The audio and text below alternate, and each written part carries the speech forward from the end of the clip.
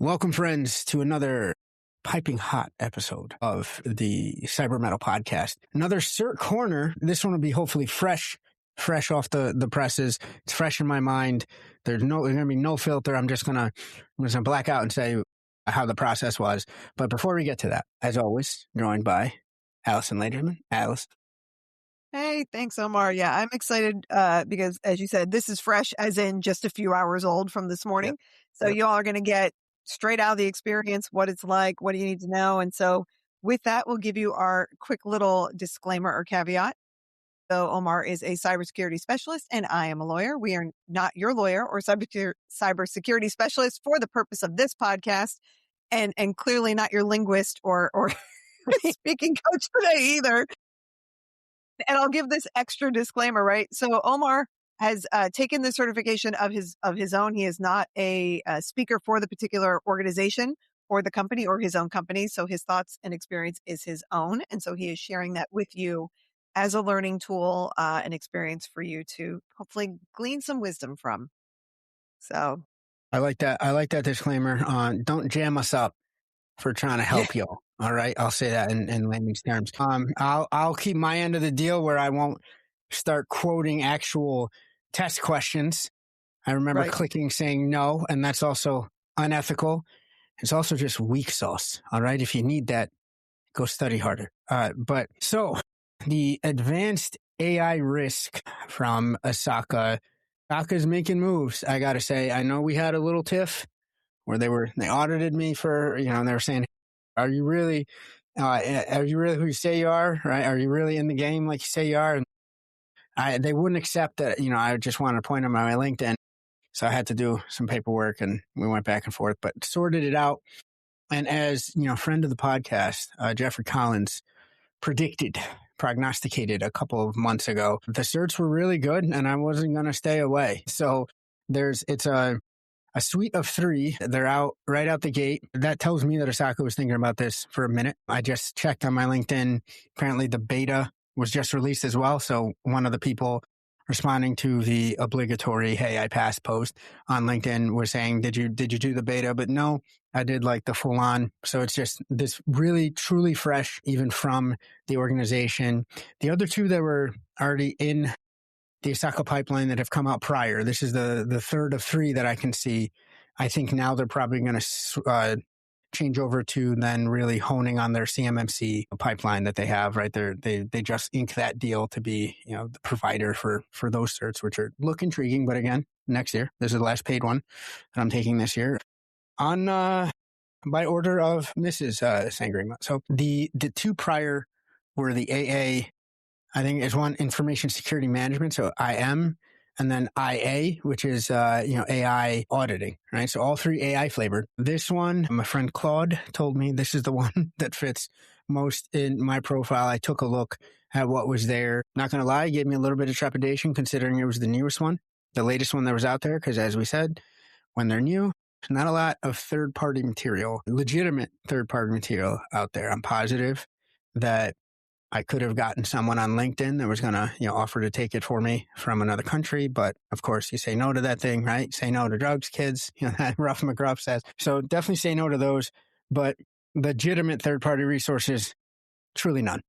It was either buy, the first-party stuff, which I will say, beef aside with ISACA, the first-party material has always been top-notch.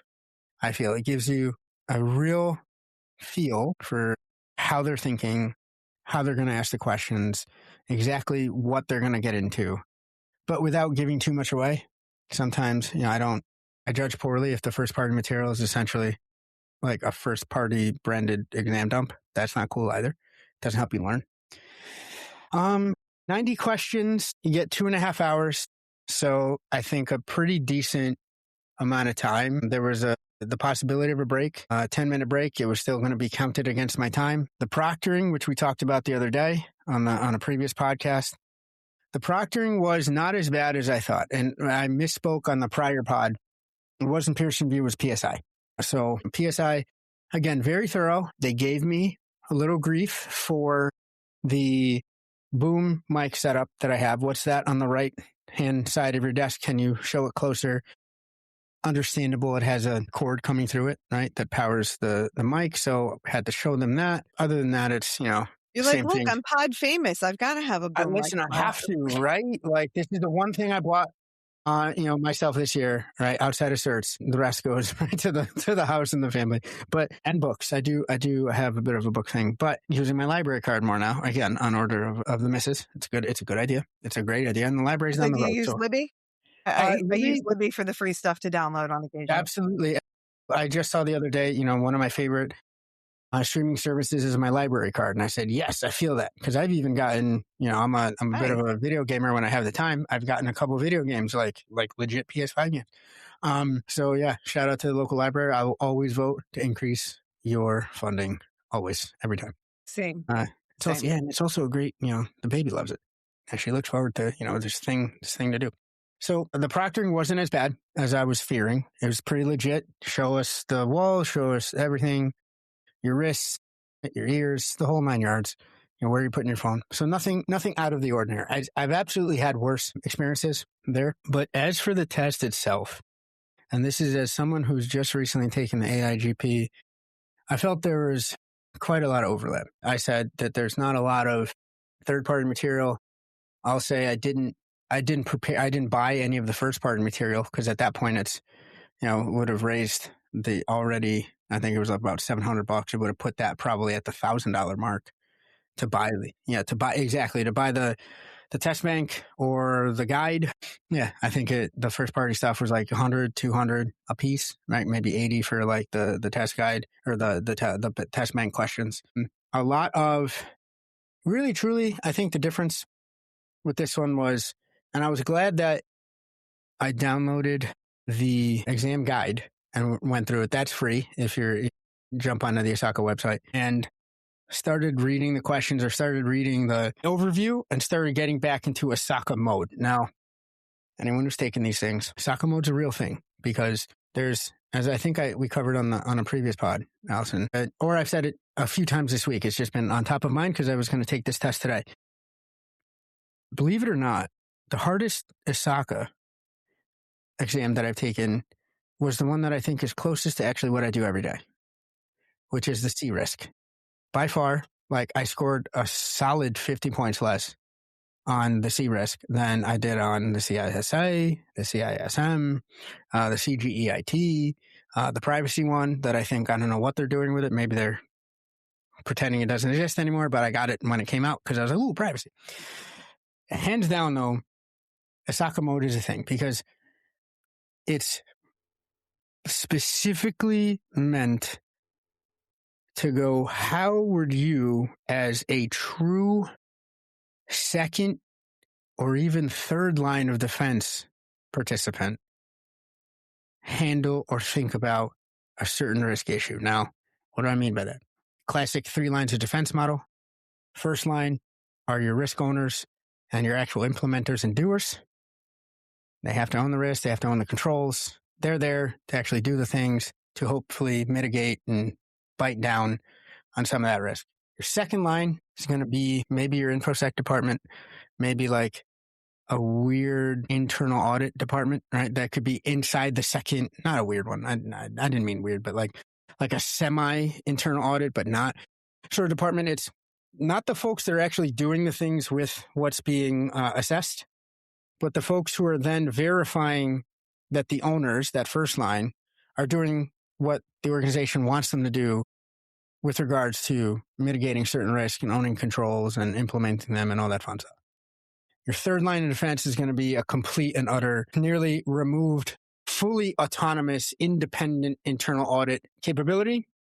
They report to the board. They make sure that the first and second lines of defense are doing what they do, and they're very, very far removed. They're supposed to have that level of distance from the day-to-day in order to be objective. ISACA mode is definitely not wanting you to be in that first line. So if you're a technologist and you're trying to take these, you have to take a step back and understand.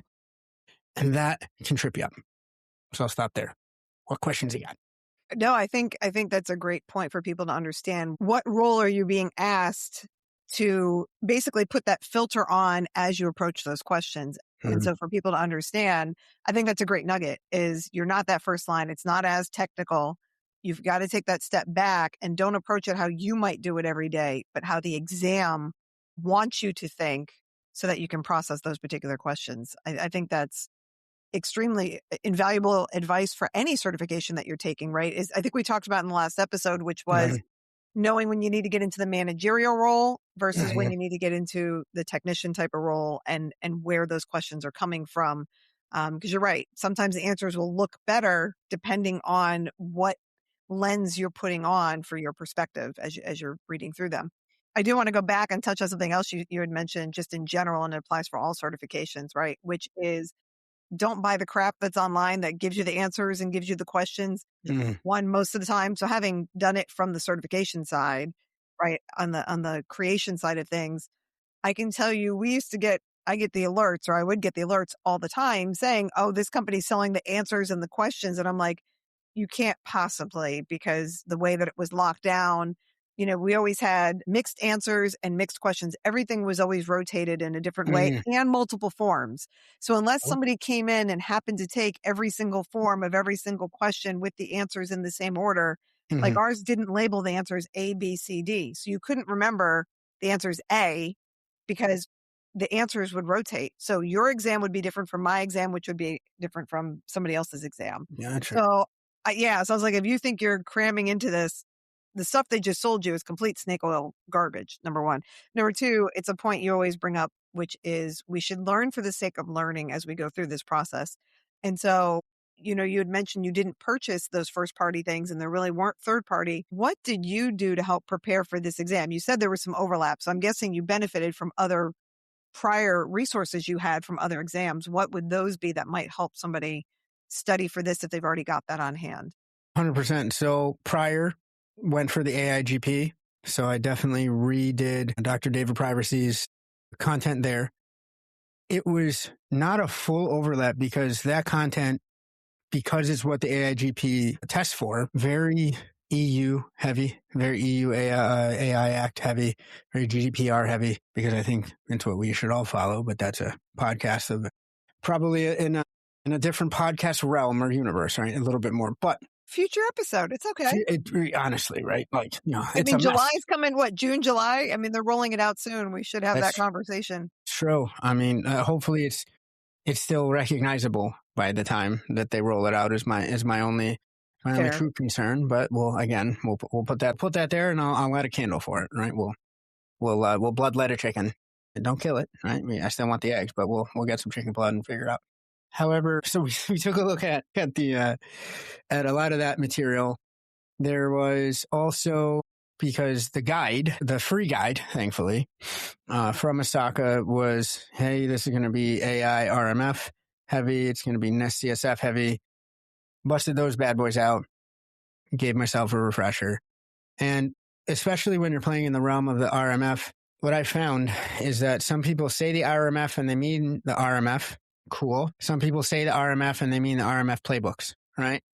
And then to your point, sometimes they mean the AI RMF, not the RMF, or not the AI RMF playbooks.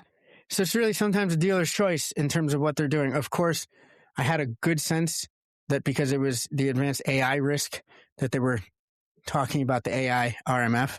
Great. But then that still leaves, well, how much time are you going to spend looking over the playbooks? Because the playbooks are relatively fresh and new. And there's not a lot of, I don't want to say case law, but case studies on what it means to implement the playbooks in certain areas. Folks are still, I think, very much in the, FAFO stage of things. We're trying to apply them. And then maybe we'll have case studies if it goes well, because I definitely don't want to be the Harvard case study of how not to do a thing, right? Let's study the negative. But that's how we learn, though, right? I mean, sure. In genuine, you learn best by messing up and fixing the issue. Not in public. Right. Not in public. Wow. Not for I serious things here. I like learning in public. I like doing the work in public, but certain things in terms of your 9 to 5, I want to, if we're going out and if I'm giving you want to keep your job? Is that what you're saying? You kind of. I have this addiction to food and heat and paying my bills. Yeah, exactly. There's it's just I can't shake it. I try, right? Buddha tells me, but there's there's you want to make sure you're giving talks at cons of like, this is a success story. You want to do the Joseph Campbell like hero's journey and have like some sort of like, oh, this was tough, but then you always want to win. So you want to be a positive case study, but even then, not a lot of real material out there yet because everyone's in the throes of seeing what the heck these playbooks mean, how to apply them in their certain contexts. I feel that there's going to be refinements, and of course there are, because NIST is very responsive to that. God bless them. Just, it's beautiful. But still, that then leaves. So I chucked RMF into Notebook LLM. I chucked, NIST CSF into Notebook LLM, and then I just started having it give me questions. Started at, hey, whatever level you feel to get geared up. And then, so I studied for this. I signed up about 3 weeks ago. So like 3 Fridays ago. And then, had an argument with Claude because it said, I've told you for your roadmap, you don't need any more certs. And I said, one last one. Gotta, give me one to say goodbye. So is this when it yelled at you? This is one of the many times it's yelled at me. It's yelled at me this week because I've started asking it.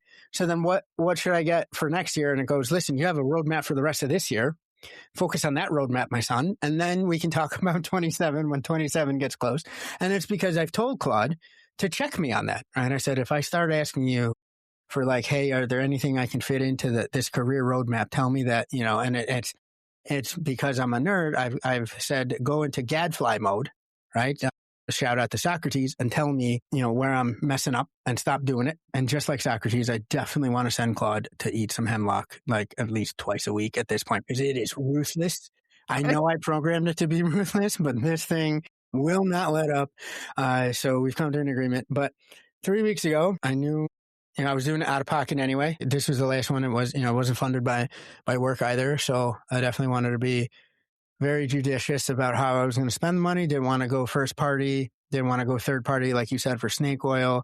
So just started doing, I think I started with like 50 at a certain difficulty, and then I did 40 at a higher difficulty, and I tapered. And then this last week, so the last full calendar week, I would do 10 a day, 10 questions a day, and just keep ramping up the difficulty to the point where you can kind of tell when it gets a little gonzo where, you have like a paragraph and a half of a thing. And it's just like, okay, I know ISACA's not going to go this route. This is not the type of exam that it's going for. If it was, I think it would shout it out because that's just contra to, the thickest question stems that I saw were definitely on the CGEIT. And it's for good reason. It's always touted as like, this is their crown jewel of governance. This is the thing you get if you're being a director level or above. Cool, awesome, great. That's another thing though. It's funny because I had to then readjust because a lot of the question stems were like 2-3 sentences. And I was like, wait a second, like this is not enough. I don't have enough. Oh God, I have to pay attention to every word. Jesus. So there was that. This week I tapered and I did 3 questions a day. Right. And I did my normal, Thursday, I didn't look at any questions. I just kind of relaxed. I, tried to let my mind, kind of dissipate a little bit.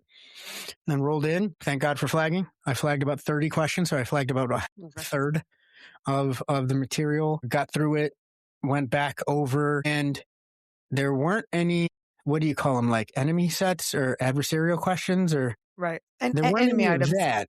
Yeah. But what I did notice where I was more confident answering the ones I flagged at the end, because I started to honestly, again, I'll call it like get into that ISACA mode of understanding exactly like, hey, I'm not coming at it from a strict security operations perspective. I'm not coming at it from what I personally would default to as I think this is the most practical thing to do right now. As a program manager, as somebody who's a practitioner day to day doing this stuff, like there's kind of 2 things that can trip you up on these types of exams. A is what I said, this is my practical answer. This is what I would do.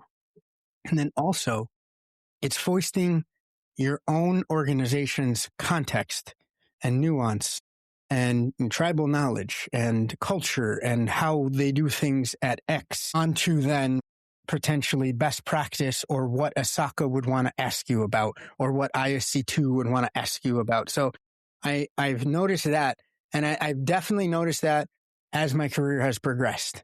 We were talking about the CISM a little, earlier this week. I took that a few years ago.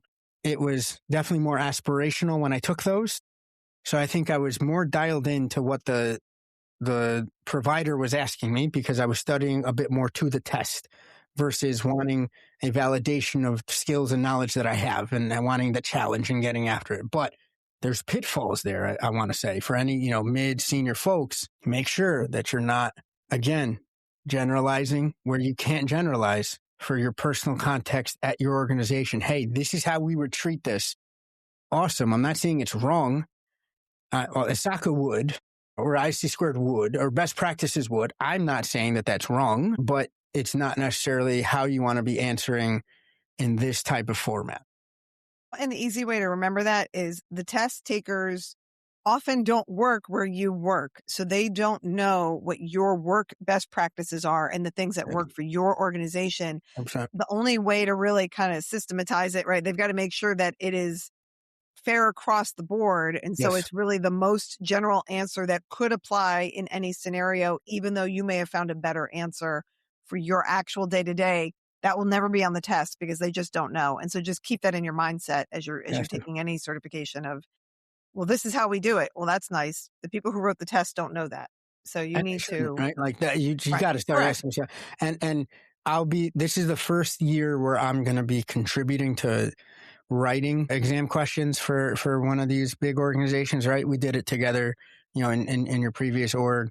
And this is another, so it's really my second time taking a crack at this thing. And even the training deck for that organization said, hey, you can't bring any proprietary nuanced stuff. Like it's essentially one of the pitfalls that it highlighted as this. You might think you're writing a really good question, but it's really a terrible one because no one outside of your team is going to know what the heck to say or how to tackle it.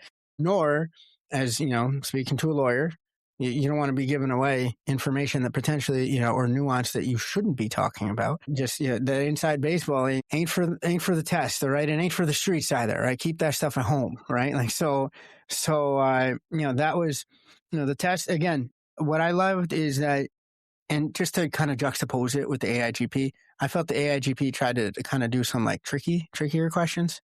Okay. Truly, like a little gotchas. They were longer stems, so they were longer, questions, bodies of questions on the AIGP.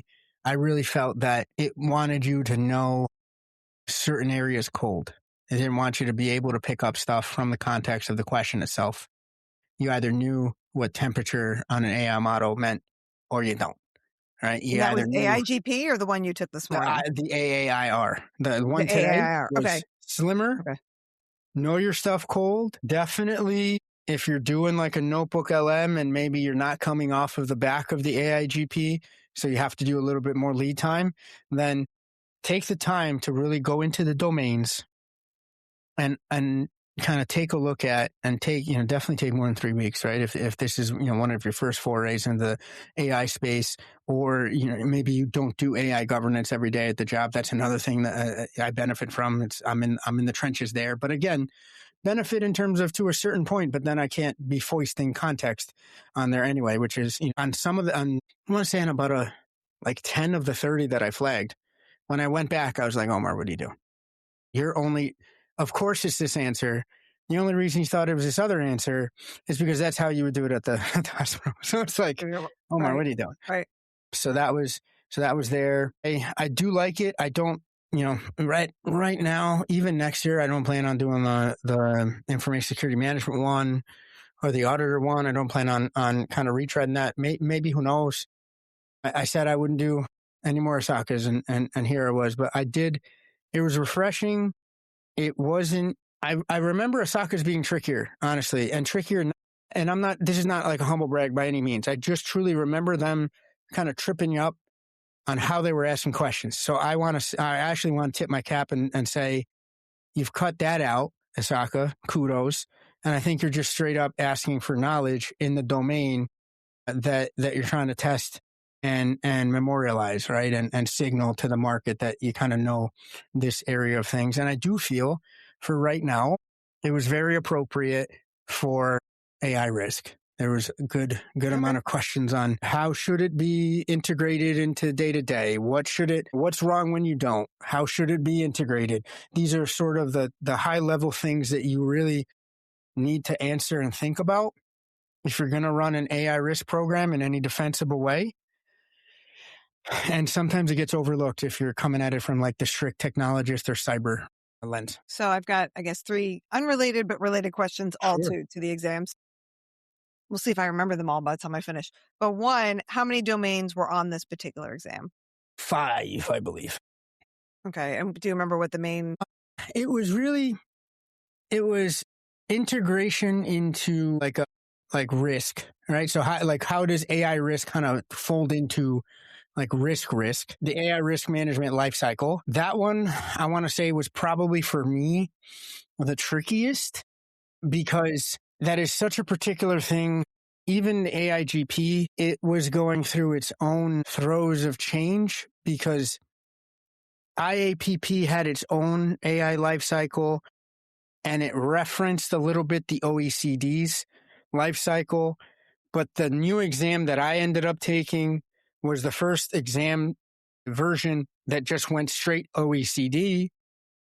But the prep material was prepping me for both, potentially. So shout out to Dr. David for handling that, because that's hard. I would imagine super hard to teach to, when you're like, you might do this one, depending on when you buy it, you might do this one, and he updates it. So I think like now the successive updates are just going to go, forget the weird, different number of steps too, is what would jack me up, because I know IAPP had like a different number of steps and then OECD had 7. And then, cybersecurity risk and controls, right, as it relates to AI. And then the 4th one, I'm going to forget the 5th one, I know, but the 4th one was essentially just like the nuts and bolts, a little bit of the technical understanding of what the heck it means to, train models. I will say I was surprised, but not. I'm kind of walking it back.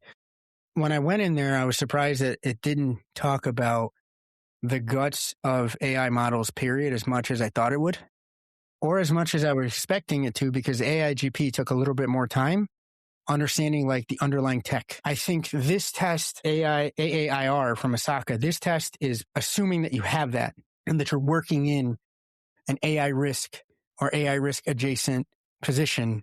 So it's hoping, I think, to anthropomorphize the test, it's hoping that you didn't stumble into an AI risk position and you didn't understand the heck a model was or what supervised learning was. But I felt that there was more time in the test prep for the AIGP regarding what the different types of learning were and what the different types of ways to kind of like dupe and trick a model were. The history of AI was a couple questions I remember, especially in the prep material and definitely on the test. I feel like there was a lot of, so if you're in the game, if you're in the AI game and you've actually done AI/ML, AIGP might have in what you consider like 10 to 20 freebie questions. Because it's basic, like, okay, what's supervised versus unsupervised learning? Oh, well, I wonder, right? If you're in that mix. Here, there's a lot more questions on straight up, what is the best way to mitigate X risk in Y scenario? Why, or tell me why this is the best one, or what's the primary, or what's the first thing you're going to do? A lot of those modifiers, that was a big, I think, difference for me, because you, of course, expect those types of questions on these exams.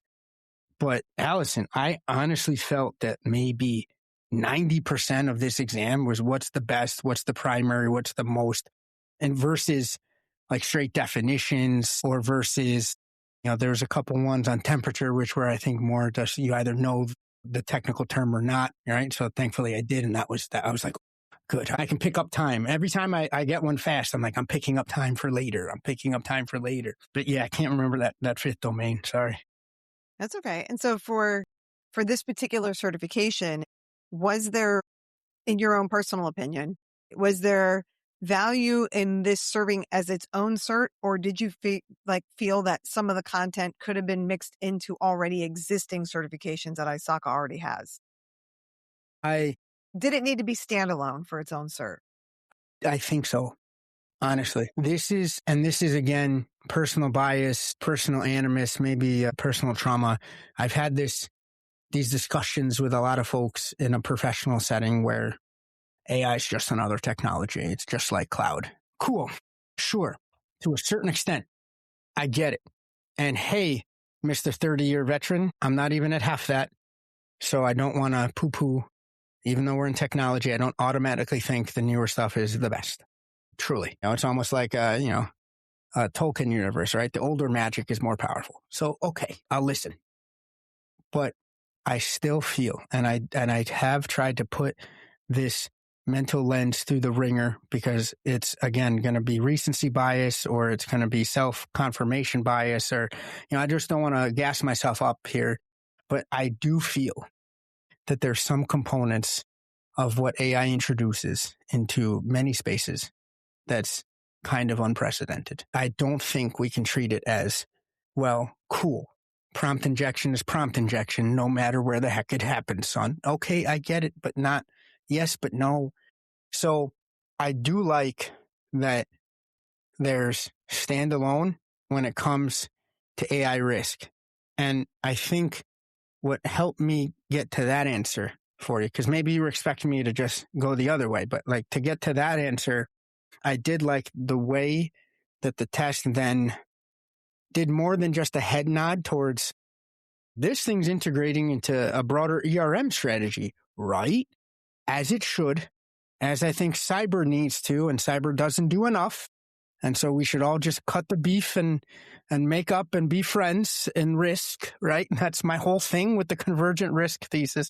But in this case, yes, because there are certain aspects and there's certain degrees of impact and magnitudes of impact on something. I think the biggest driver for me to say that it needs to be on its own, or you need to kind of treat it as a different thing, is if you have an AI system that's left unattended, the speed at which things can go bad and the scope to how bad they can get are, I think, something that we're not used to dealing with in the cyber or risk realm. So it needs its own at least subdomain, in my opinion. Okay. And I didn't know what to expect in the answer, because I know we've talked about how it needs to be included under cybersecurity, right, as part of that analysis. But that's what I was curious, if there was that value add where it brings a much deeper dive, so you have that full understanding, so then you can apply it, as you said, into the EMR side and everything else. And so I don't know. To your point, I will say this. I'll kind of hedge myself. I haven't taken the other two. I don't know if you need three. Okay. Is where, and I wouldn't ask that because you haven't taken it. So it wouldn't be fair to say, what do you think of, But in my opinion, I'll say this. When I saw 90 and 2.5 hours to take it, I said, wait a second, that's not. And then and especially if you're going to tell me that the stems are only 2 sentences or 3 sentences a pop, and it's not like PBQs, or it's not, it's all straight up multiple choice. So it's not like you even have the context switching of, okay, this is a matching one, right? Because that'll, as you know, you've designed these things, that'll cost you some seconds. Where you have to switch to, okay, this is matching, or this is ordering, or this is pick 3, or this is straight up multiple choice, which I'm not knocking. I think this was brass tacks. I think it was a well executed exam. I would recommend it. But I don't know if there needs to be 3. Like, I could see you get away with slicing 10 to 15 of the questions where you repeatedly ask me about like risk integration. And maybe throwing in some more cybersecurity controls ones. And I don't know what you would call it, but then you wouldn't be able to have an AI security management one, an AI risk one, and then an AI auditing one. That's my take. So I'll ask you one last question as we start to get this kind of wrapped up for this episode. What value add do you think going through this experience with this certification and the prep will there be for your day-to-day work? I love the reminder of COBIT that it gave me. Believe it or not, at my 9 to 5, we started our COBIT journey about 6 years ago. And COBIT's amazing, right? If it's, at least in terms of its flexibility and its nod towards contextualization. It's very broad, and it could seem like, holy cow, what is all this, when you see all the domains and all the little boxes. I mean, it's like Jeopardy on steroids when you see the full grid of what to go. And, I'll take governance for 900, Alex, right? And it's just huge. It's enormous.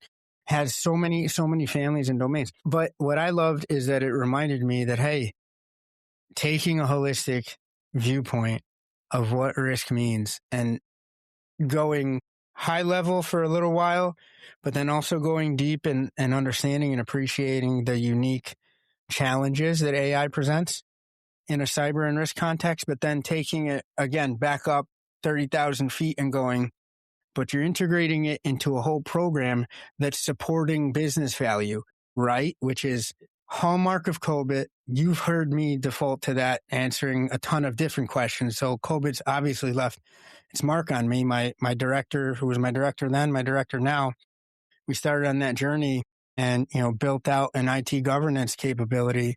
And then we kept the security governance capability, and IT Gov was moved over. But COBIT's beautiful for that sense. I do believe in the elegance of the framework. And it reminded me, yes, of course you have to make these linkages. So I think for me, that value add was a reminder of, hey, go back. Cause you know me, I took a ton of, I took all the ISACAs back when that's all the ISACAs. And then I took a bunch of very esoteric, specific COBIT certs that ISACA was offering, much to the chagrin of both my family and the people paying my training budget at work. Okay, son, we get it. Relax. You like COBIT and you know it. High five. No, but I could know it more. There's always. So it took up a ton there, and we've been dealing with evolving it, getting more into FAIR and quantification. But again, another reminder and tie back to this all supports business value, and it needs to do it in a systematized way, not a head noddy way. That for me was a good, for my personal context and my needs and why taking it at my stage of career, I think it benefited me. I think at many stages of your career, though, having an understanding that this all builds into a broader program, you're not just doing it for your own sake, as well as understanding how risk rolls up and how certain technology risk, AI in this case, rolls up to risk that rolls up to business decision-making, going to make you a very valuable IT professional wherever you find yourself. So any last thoughts you want to share about the experience, the certification, advice you want to tell the audience? I think that even just studying for something like this, even without taking the exam, would be beneficial. There's not a lot of, I find myself almost chuckling at myself saying that because, I haven't met a cert that I don't want to just add to the pile, right? Like a little cert dragon. So I just want to hoard them all, right? Watching The Hobbit again. So there you go. Mental smog, but it's all cert badges. Just sleeping in a pile of certs. That's 1,000%. Just gotta go to AI afterwards and have them make that image of you as a cert dragon. Please do. And just with cool glasses, right? Cool glasses, like a little D&D dragon, right? Because they can turn into humans and then they can turn into dragons. Very I have a whole thing, with a nice silver apron. I think I could work, because I'm a craftsman, obviously, in this D&D universe, of course. Of course. But yeah. But the past me would have said, you're smoking that loud pack, man. What are you doing? Why would you study for this? Why would you do all this work and not?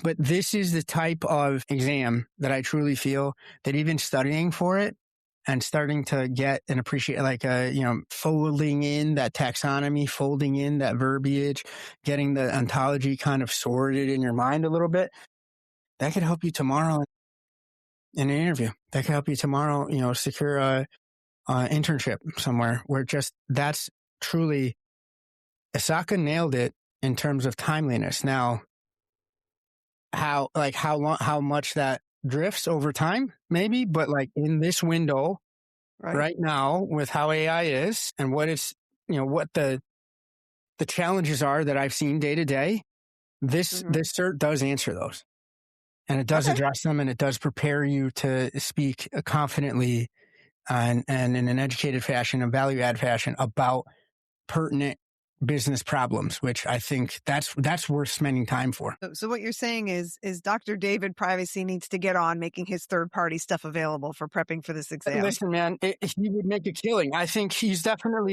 his ISO journey now. I've seen him, I think he's knocked out 3 ISO auditing certs, which are exceeding, my hat's off to him. They're exceedingly difficult.